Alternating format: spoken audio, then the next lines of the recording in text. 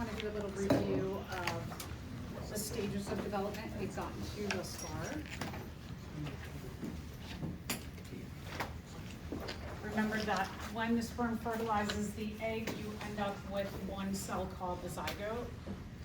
And then in the next few days, or actually the next 2 weeks, the mass of the cells stays the same. The number of cells increases and the size of each cell gets smaller.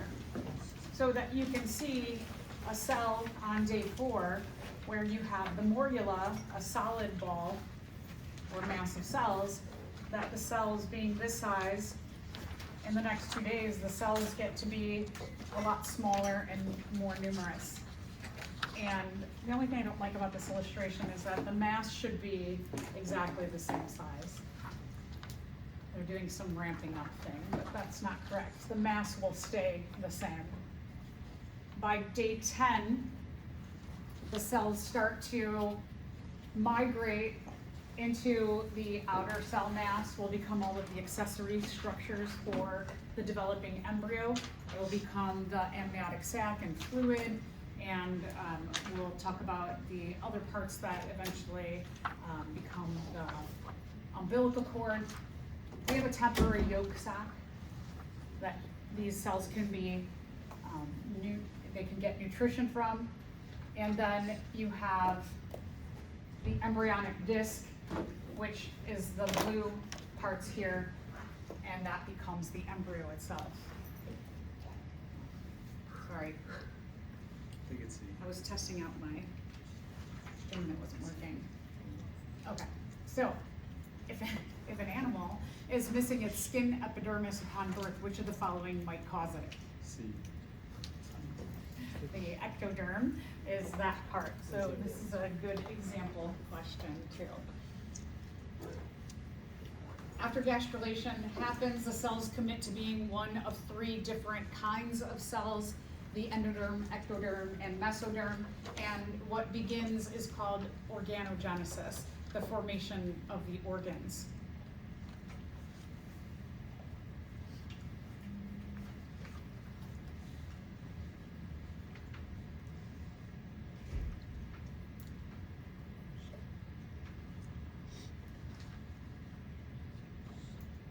Once we get to this point in development, the potency of the stem cells goes down because the cells have committed to becoming one of 3 different classes of cells.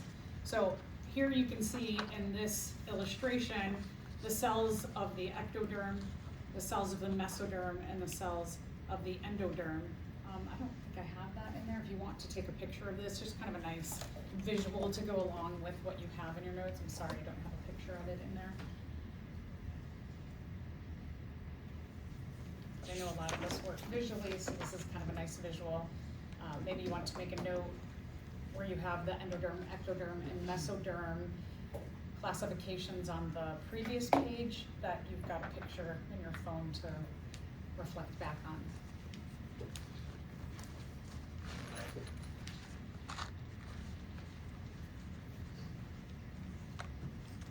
In the first few weeks of pregnancy, the mother's body will begin to produce the placenta. Up to this point, the embryo has been getting nourished by the endometrium.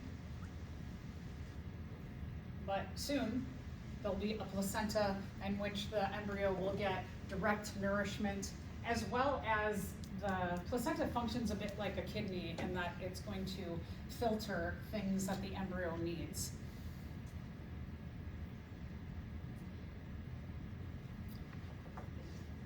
As a protective barrier, the embryo will get an amniotic sac. I also think this is interesting that the embryo will be in amniotic fluid. So during development, our embryos are in a watery substance. Gives us a little bit of a glimpse back very far in evolutionary time to our common ancestors.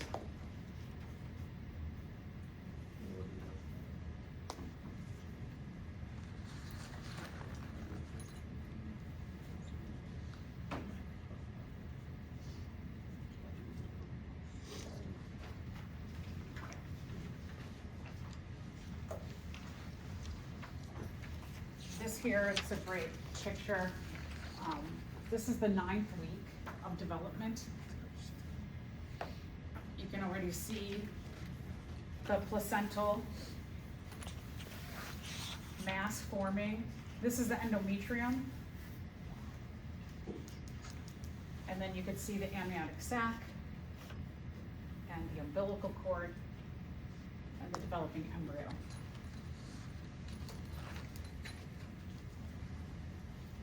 From the umbilical cord, at the ends of the umbilical cord are what we call chorion or chorionic villi.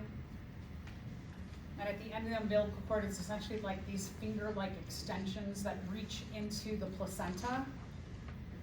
And there is a connection between the placenta and the chorion where there's a blood barrier in between, and the chorion reach into that blood barrier between the umbilical cord ends, the chorionic villi, and the placenta. And in this blood barrier, that's where the diffusion of any waste products from the embryo go. Then they get diffused into the placenta, and the mother then will filter those things out in her blood through her kidneys. And then also the mother can also release any nutrients and energy sources to the developing fetus. So here again, the circulatory system becomes key not only in our body, but also in the developing body of the embryo.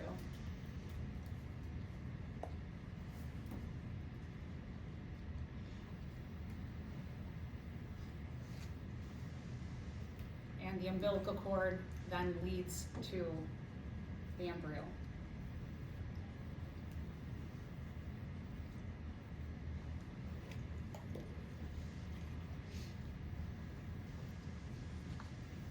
All of these structures, the umbilical cord, the amniotic sac, the amniotic fluid, the chorionic villi at the end of the umbilical cord, those are all the accessory structures that were part of the outer cell mass of development within those first 2 weeks. And then that inner cell mass is the embryo, the developing embryo itself.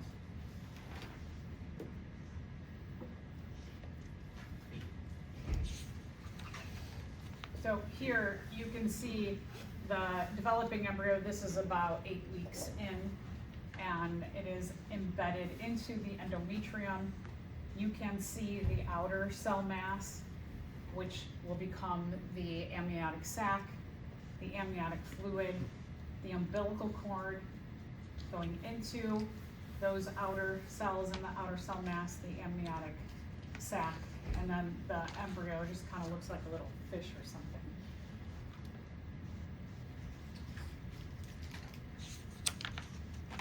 This is a bigger picture just showing you the developing placenta here, as well as now you can see at the end of the umbilical cord, these chorionic villi, they are bathing in pools of the mother's blood so that you have the diffusion of anything the embryo needs to get out, and anything the mother needs to deliver will be diffused into this blood area. All right, so a little bit about the placenta. The placenta is an interwoven mass of tissue.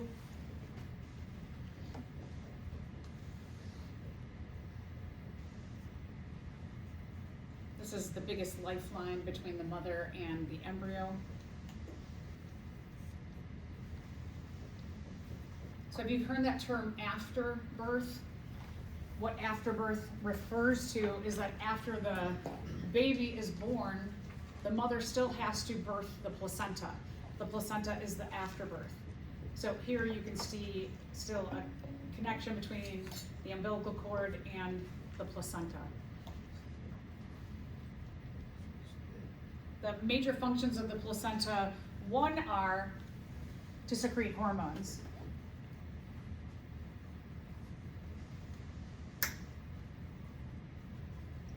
The placenta secretes estrogen and progesterone. Progesterone is the hormone that when it is high, it prevents the uterus from contracting. And so progesterone levels are very important to be kept high during the development of the embryo and then the fetus. They will check, that's one of the things in the blood test that they give to a pregnant woman, is that they will check progesterone within that. And if for some reason progesterone levels are low, they will supplement her with progesterone injections. The second thing that the placenta does is kind of what we probably mostly think about. I think oftentimes we don't think about this for secretion of hormones, and it allows for the exchange of materials between the fetus and the mother. So let's talk a little bit about the hormones. That the estrogen will contact the breasts and further develop the mammary glands. In addition, also the uterus has to grow with the growing embryo. So the estrogen will allow for the uterus to grow with the embryo. Progesterone, one, it's going to keep the uterus from contracting, as we just said. And it's also going to stimulate the mammary glands to begin milk production.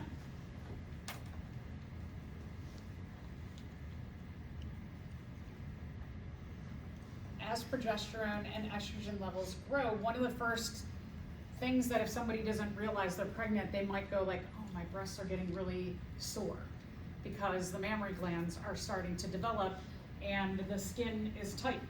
So they feel some tenderness in their breasts, and they might be like, oh, what is this about? That they're pregnant. So here you can see that in the first trimester, especially progesterone levels are very, very high. Just because they go down doesn't mean that they are low. There is a maintenance level in the second and third trimesters of progesterone. Sorry, I'm looking at HCG. HCG levels are high in the first trimester, and then they kind of level out through the rest of the pregnancy. Progesterone levels begin to increase in the beginning of the first trimester, and then they slowly start to increase, and then estrogen levels too do a slow increase throughout the pregnancy.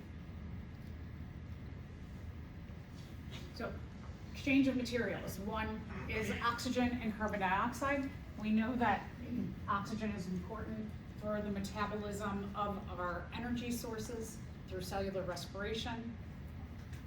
Waste product of cellular respiration, one of them is carbon dioxide, so those will diffuse in the placenta. Nutrients and energy sources. The breakdown also of protein, if you remember back when we were talking about the digestive systems, that when proteins are metabolized,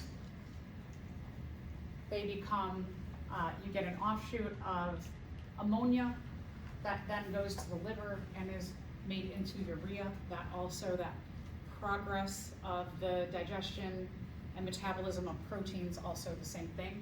The urea diffuses to the mother.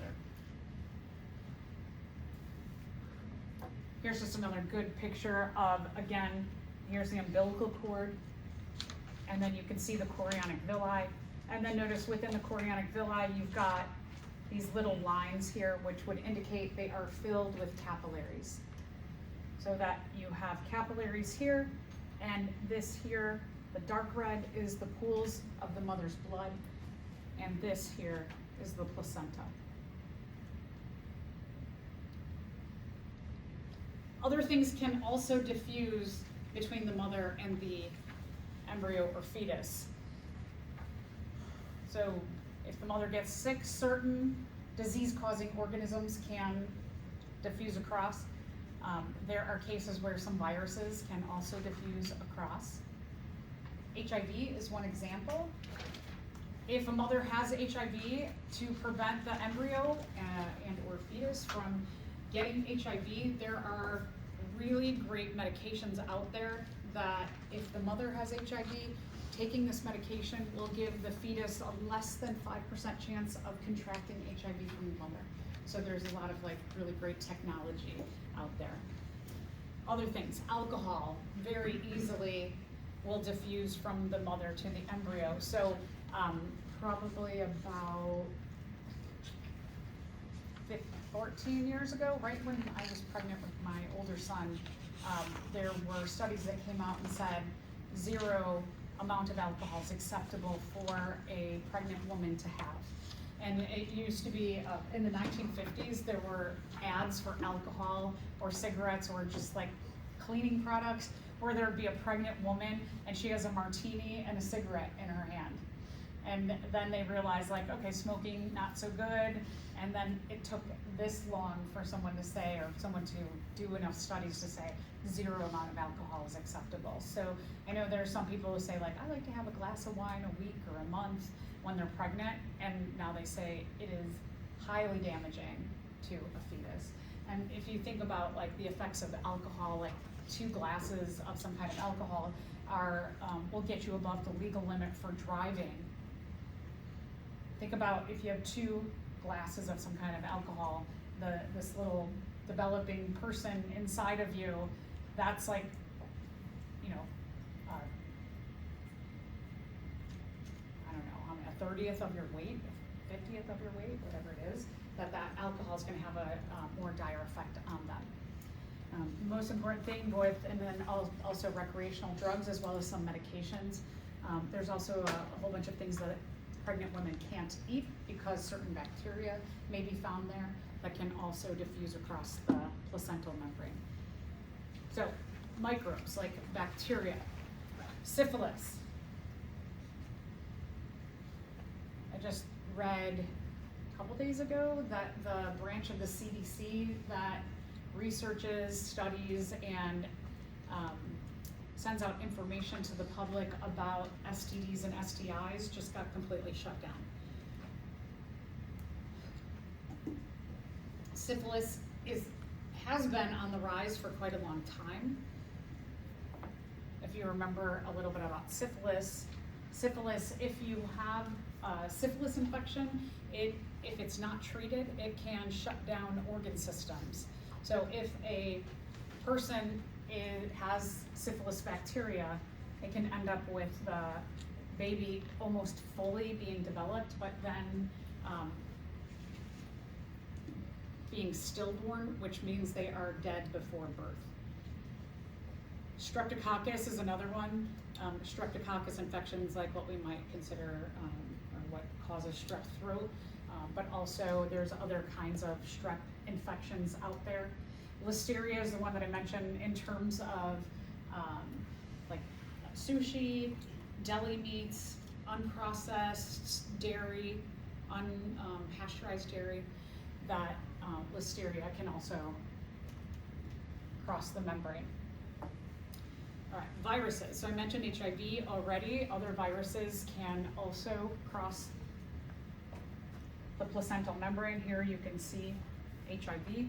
HIV has all of these glycoprotein attachment sites that easily bind with our cell membranes, and our cells, they merge with our cell membranes. Other things, genital herpes, measles, oh, we're hearing so much about measles right now, hepatitis. Some of these can cause, you can see the dire effects, premature birth, mental retardation, eye defects, certain organs not to develop, and definitely we're seeing a lot of issues, depending on what the mother has, can have an effect on the development of anxiety, ADD, ADHD. So syphilis is, as we mentioned before, that syphilis will produce toxins that can shut down our organ system, so clearly developing fetus will have a greater effect from syphilis. And then these are things, as I mentioned before, that you shouldn't eat, that a pregnant woman shouldn't eat. So this is another one, but there's a lot of research to indicate caffeine. They're trying to figure out, does caffeine have effect on the developing brain in terms of things like anxiety, ADD, ADHD, and certain other neurodivergences. raw eggs, you have to make sure your eggs are fully cooked. Can't do those sunny side up eggs. Any kind of like packaged meat that would be similar to a deli meat, and then any unpasteurized products. All right, drugs. A lot of drugs are lipid soluble, so they can diffuse right through cell membranes.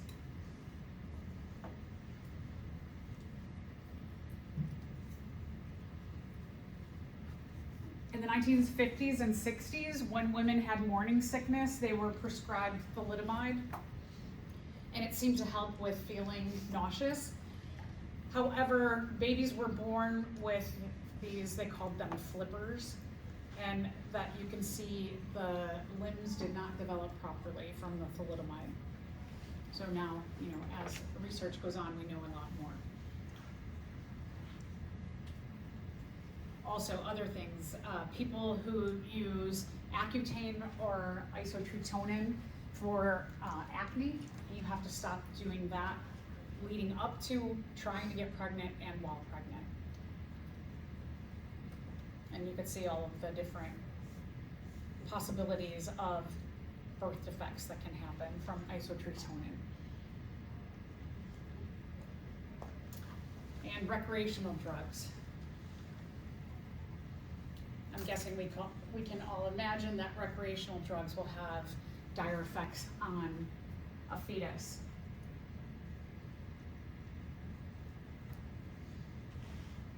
From recreational drugs, 150,000 babies are born with birth defects. That means every 3 out of 100 babies are born with birth defects from recreational drugs. 4% of pregnant women use illicit or recreational drugs, and this is the amount of babies that then are exposed to birth defects. And so again, some of them, premature births, learning disabilities, neurodivergences, brain damage, risk of HIV, addicted to drugs. Imagine that the mother is on some kind of drug and she's addicted. A smaller person growing inside is going to develop an addiction, so they have to treat the babies upon birth for addiction to drugs. Slower development and birth defects. Cigarettes, I think that's another obvious one. We talked a lot about all of the negative effects of smoking, and so you have, of course, carbon monoxide, poisoning. There are at least 200 known toxins in cigarette smoke, at least 20 known carcinogens. Women who smoke have a higher rate of miscarriage. Birth weights of babies are much lower. And then you have, again, anxiety, neurodivergence issues, and then also usually IQ scores are lower. So here are a lot of statistics about someone who is drinking and smoking, but you can see that the children here are crying, look very frustrated, and a lot of this like stress and anxiety is heightened in the children. That can also lead the mother to drink and smoke more, and so then the cycle just continues on. Alcohol is both water and lipid soluble. That's why it can get into our system very quickly. It can travel via the blood. It can diffuse through our cell membranes via just water diffusion, which has 2 routes of simple diffusion and through aquaporins. And then also alcohol can diffuse through the phospholipid membrane.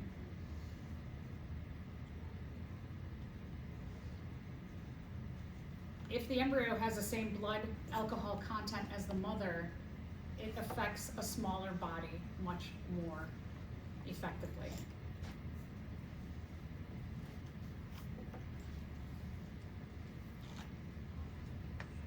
The fetus, because the organs are still developing, can't metabolize the alcohol as quickly. So the effects of alcohol are much longer lasting, meaning that the alcohol is in their system for a greater amount of time, so it can have greater effects. 40,000 infants a year are born with fetal alcohol syndrome. Again, a lot of neurodivergence issues. They're often lower in birth weight and have many different disorders.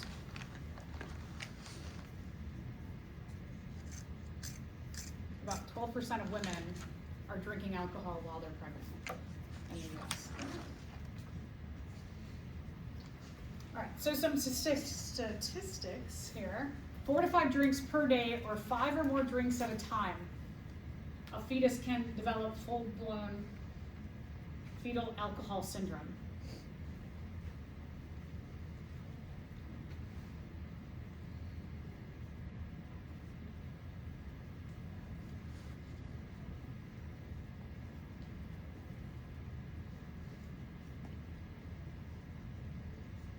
The damage that is done in fetal alcohol syndrome is irreversible.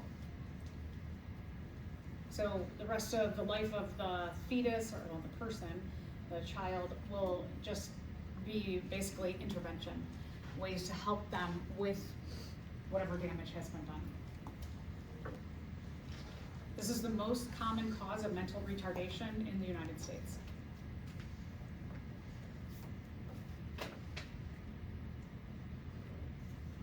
So now the word is no alcohol at all, not even a glass of wine. I still tell people this and they say, really? I thought I could have, and I'm like, no. There's been research that came out about 15 years ago. They said, why didn't I hear about this? Because we just don't talk about a lot of women's issues.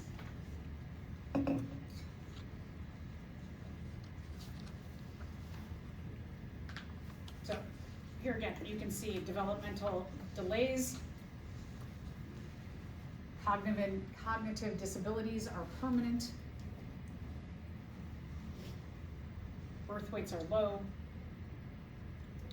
Often the fetuses are born early, which means that they're not fully developed, which can cause a lot of these other things.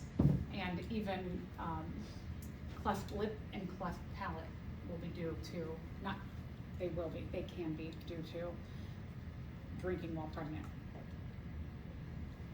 So I kind of flip back and forth between these terms just to let you know that after the second month of development, just because biology likes to throw in some curveballs, that we go from calling it the embryo to calling it the fetus.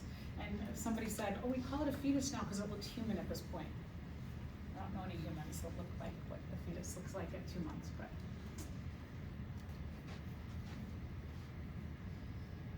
And then pregnancy technically lasts about 10 months. I always say 9 months, but it's about 10. Instinctually, the fetus knows that at the end of the pregnancy, usually around month 8 to 9, or maybe 7 to 9, I should say, the fetus will start to turn so that its head is down and the rest of the body is upward. If the body doesn't turn, there are interventions that the doctor can do to try and move the fetus. And so one is they can physically try and push the fetus's head down. Imagine, if you don't have much room here and somebody's like manipulating your skin and body to turn your fetus, it's very painful.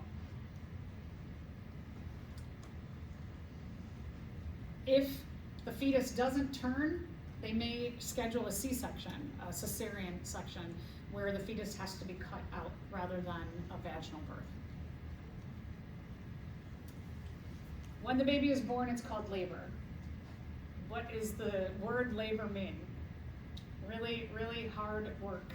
So here we'll begin those positive feedback loops that go and go and go and go for days.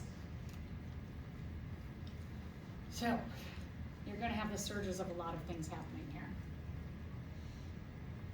The fetus will signal to the mother, I am fully developed.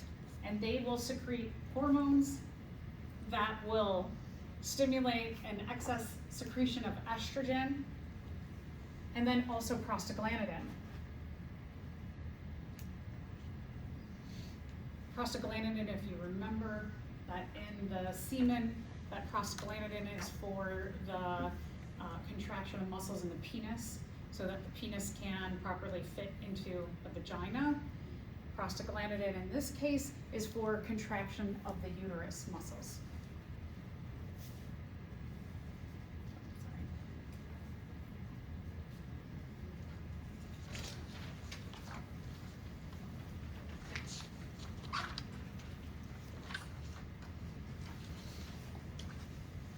In this process of labor, the cervix begins to dilate. What that means, dilation, it means that the bottom of the uterus, so this is the uterus, the bottom part of the uterus that leads to the vagina, there's a hole in the middle of it. And that hole will dilate during, for example, menstruation. It will open a little bit more to release the endometrium, and then also during childbirth. That's one of the things that the doctor will check, is they will look at the size of the cervix and they will say how many centimeters it is dilated, and then they know that if it gets to about 8-10 centimeters that the birth is about to happen. The baby's head pushes on the cervix, so we have all kinds of feedback systems that are happening simultaneously. That the pushing of the head on the cervix stimulates the cervix to dilate or that hole open more and more.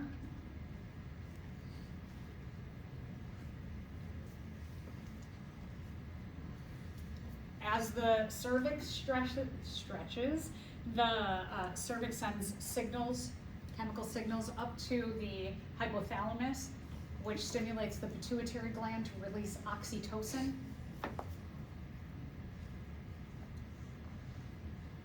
Oxytocin, kind of an interesting hormone. That oxytocin is released, and the effects of the release of oxytocin secondarily are a bonding agent. That oxytocin is released during breastfeeding, during labor, and also during orgasm. And so you get those bondings, those kind of like chemical to physical bondings, and even mentally and emotionally bonding.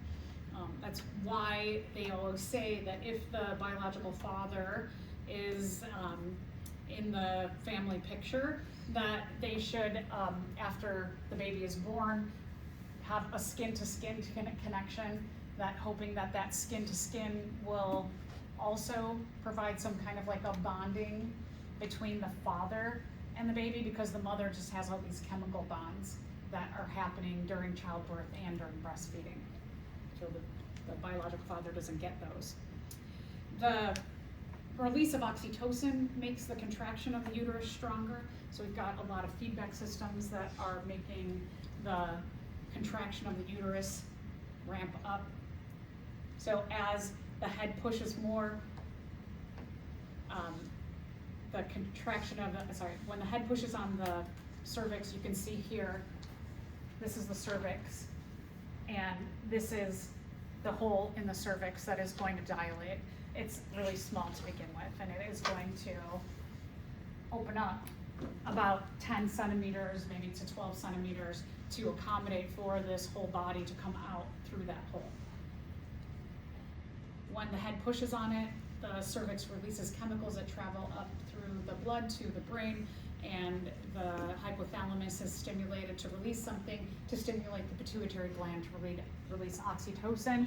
Oxytocin gets released, contractions get, oxytocin travels through the blood, contacts the uterus, and it says contract more, which makes the head push more, which makes more chemicals sent, more oxytocin, and you've got this own individual feedback loop on top of the feedback loop from the placenta as well. So childbirth. The loops all continue until the embryo is out.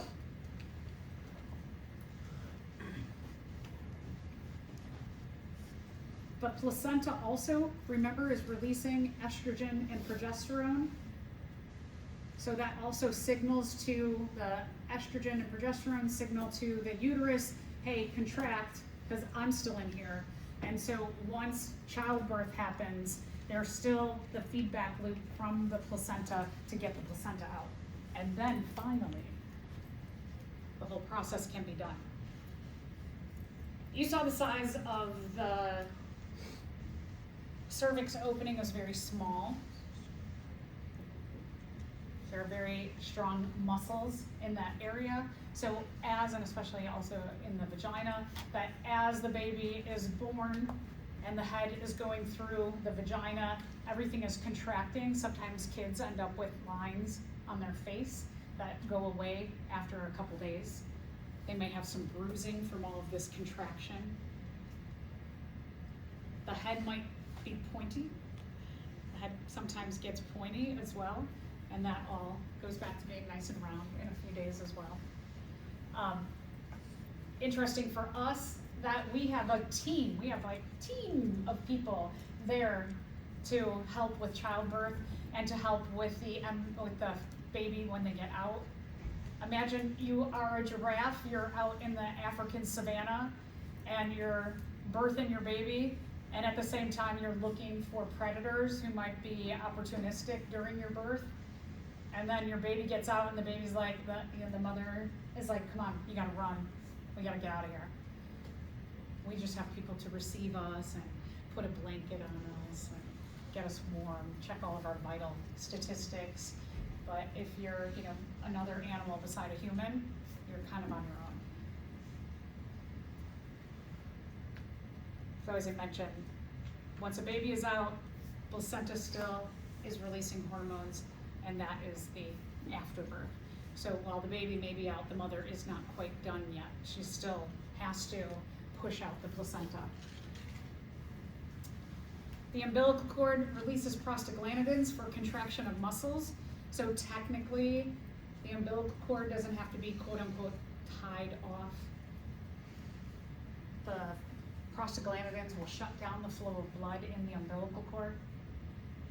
But as humans, we just, do everything possible to make for the best outcome so that the mother doesn't lose a lot of blood.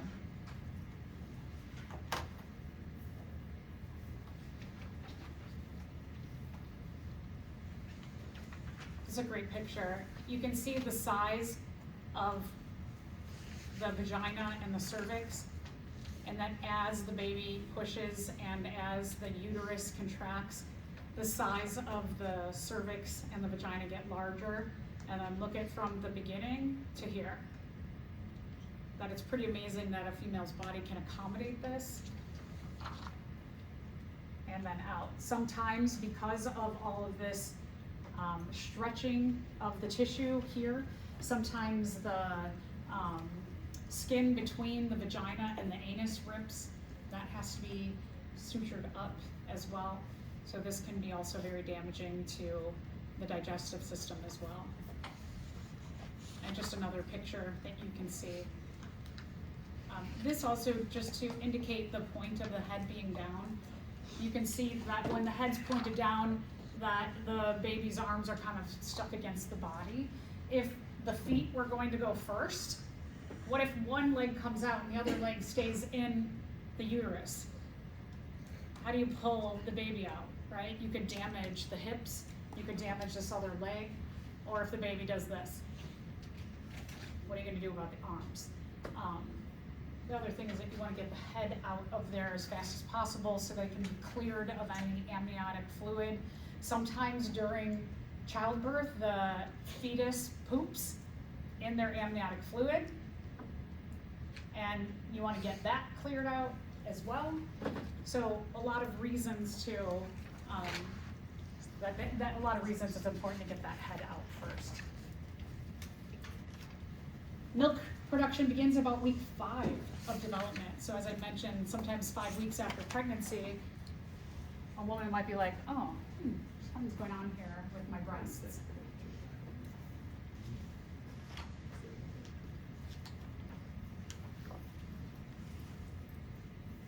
The the pituitary gland, in response to the developing embryo, releases prolactin.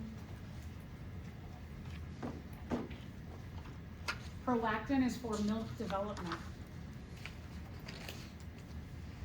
So here to remember, importantly, prolactin is for milk development, whereas oxytocin is for milk ejection. Oxytocin, you remember earlier, we said that it helps the uterus contract during childbirth. It also helps the muscles around the mammary glands to contract to help eject the milk out of the breasts. So prolactin is for milk production, and I'm still talking about prolactin. This is a feedback loop where as long as the infant suckles the nipple, milk will continue to be produced. If someone stops breastfeeding, then the system shuts down. Oxytocin is stimulated to be produced by the pituitary gland also.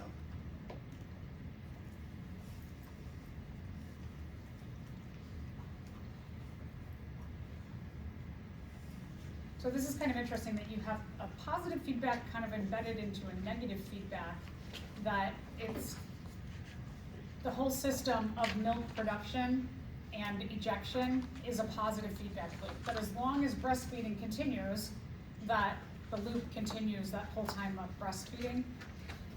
It's a negative feedback loop in that each session, it's like sperm production, that each session of an infant breastfeeding will be a negative feedback loop, that as soon as they're done in that one session, it says, okay, we're done ejecting the milk.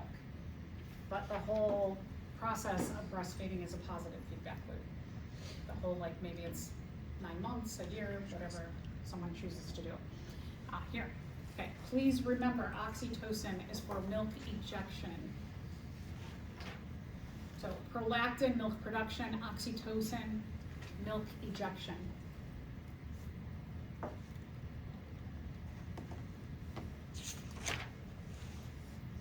Remember that. Remember the two things each thing that prolactin and oxytocin do.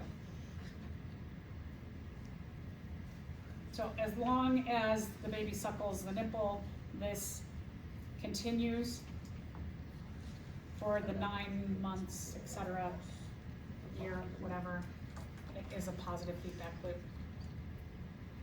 If a woman were unable to produce milk due to an endocrine gland disorder, she might consider prescribed injections of what to alleviate the problem? Prolactin. Okay, good, yeah. If she can't produce milk, they may intervene with prolactin injections. Right, and this I just want to talk about because this is often questions that students have, is what is the difference between fraternal twins and identical twins? So let's talk about fraternal twins. Fraternal twins can be a male and a female, a male and a male, or a female and a female. They don't have to be the same sex, but they can be. And they are produced from 2 different eggs and 2 different sperm. So fraternal twins are like a sibling who might be like 2 years older than you, but you just happen to be born at the same time. Your genetics are different. Identical twins, this is trippy, is that they're it's hypothesized that there are genetic factors that may lead to identical twins, that you might see in a family lineage that there's a history of twins. And so it's hypothetical that there's got to be some kind of genetic factor for this. And what happens is, and then other times it might be like nobody in the family lineage has had identical twins and it happens. Identical twins come from 1 egg and 1 sperm. So when you have identical twins, they're exact same genetics. In the first few weeks of sorry, I should say 2 weeks. In the first 2 weeks of development, for whatever reason, the mass of cells, the sperm and egg, when they cleave, they go to 2 cells to 4 cells to 8 cells, they split into 2 balls of cells. So they become 2 different individuals from that original egg and sperm. Isn't that trippy? Kind of wild. So there's a lot of options that can happen, and this is true for fraternal twins too. When you have more than one fetus developing, it will depend on where the embryos implant in the uterus, what the placental situation and amniotic sac situation are. So if you have, let's say, let's go for best case scenario here, that you have the sperm and egg, they split into 2 masses of cells, which become 2 developing embryos. The embryos are embedded on opposite sides of the uterus. What will happen is that they'll each get their own amniotic sac and their own placenta. And that's the best thing, is that the further apart they are separated, the better chance of development, full development for both of them. Let's say that the embryos implant not super close together, but close enough that they share one large placenta, and that they each have their own amniotic sac though. So that's okay. It definitely is better if they each have their own placenta, but if they're kind of like equidistant from each other, then that's an okay situation. If the embryos implant very close together, they can share the same amniotic sac and the same placenta. What can happen is that for whatever reason, one of them can, and in both of these 2 situations, one of them may be just like better positioned within the placenta, and they get the majority of the nutrients and the energy from the mother, and the other one doesn't develop very well. And what can happen, have you ever heard of parasitic twins, that term? They say that one embryo eats the other embryo like a parasite, but that's not actually what's happened. Is that if the placenta, let's say that this one is just kind of like over toward the edge of the placenta, that it's not getting enough nutrients and energy, and it just like regresses in its development, and it gets absorbed by the other fetus in the womb. Like the energy and everything and nutrients that are in this developing embryo will go into the amniotic fluid, and they will absorb the nutrients from it. So it's not technically like eating the other embryo, but they have to watch someone super duper duper carefully if this happens. Just another thing to mention, that if, do I have it on this side? No, I don't. If, let's say, the embryo, even if there's just like one, if the embryo implants at the bottom of the uterus close to the cervix, and the placenta can cover up the cervix, that can be like not a good thing. It can result in miscarriage.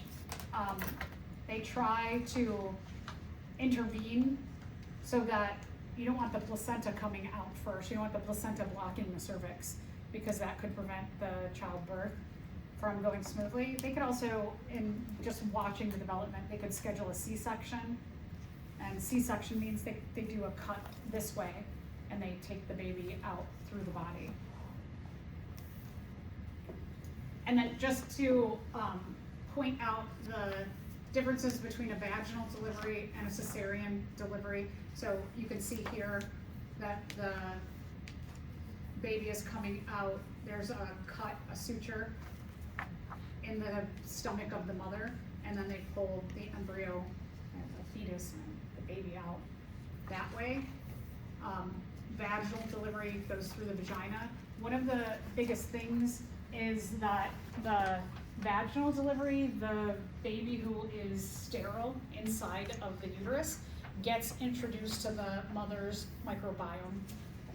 And so if you're born via cesarean, you don't get all of the microbiome from the mother that you would get in a vaginal delivery. And there's been a lot of research showing that kids who are born via cesarean have higher rates of allergies.